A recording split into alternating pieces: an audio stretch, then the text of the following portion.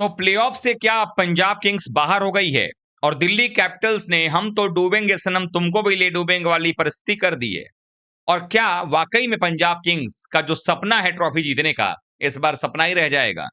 दरअसल आप सबको पता ही होगा कि जो टीमें अभी तक कुछ भी नहीं कर पा रही थी, जिनके क्वालिफिकेशन के रास्ते दरवाजे बंद हो चुके हैं, अब वो उन टीमों के राह के रोड़े बनती नजर आ रही हैं जो या तो क्वालिफिकेशन की तैयारी कर रही हैं या फिर अपने आप को क्वालिफायर वन खिलवाने की दावेदार मान रही हैं।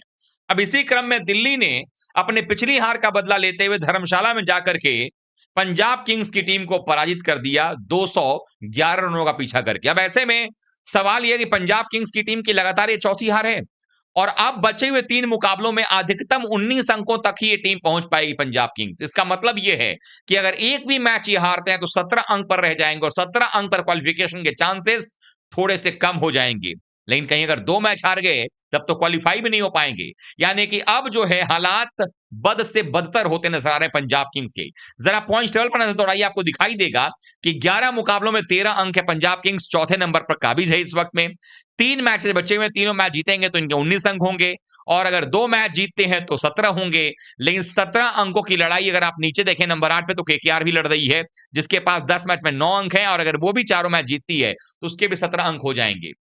लेकिन अब शायद पंजाब किंग्स की किस्मत अब अपने भरोसे भी नहीं है, शायद दूसरों पर भी निर्भर रहना पड़ेगा क्योंकि इनके जो आने वाले 3 मुकाबले हैं वो आसान मुकाबले नहीं हैं।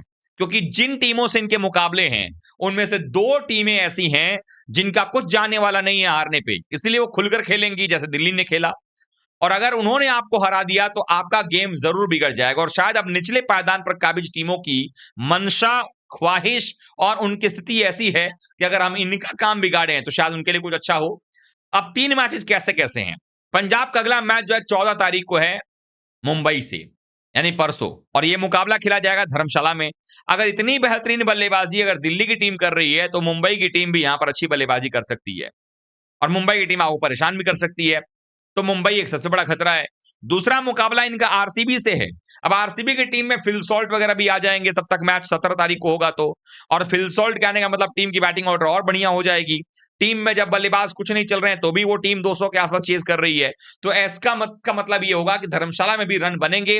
विराट का परफॉर्मेंस भी धर्मशाला में अच्छा होता है। तो ये 2 खतरे हो गए और आरसीबी लड़ाई लड़ रही है क्वालिफायर 1 खेलने के लिए कि टॉप 2 में रहेगी तो क्वालिफायर 1 खेलेगी। 2 मौके मिलेंगे फाइनल जाने के पिछले बार की तरह।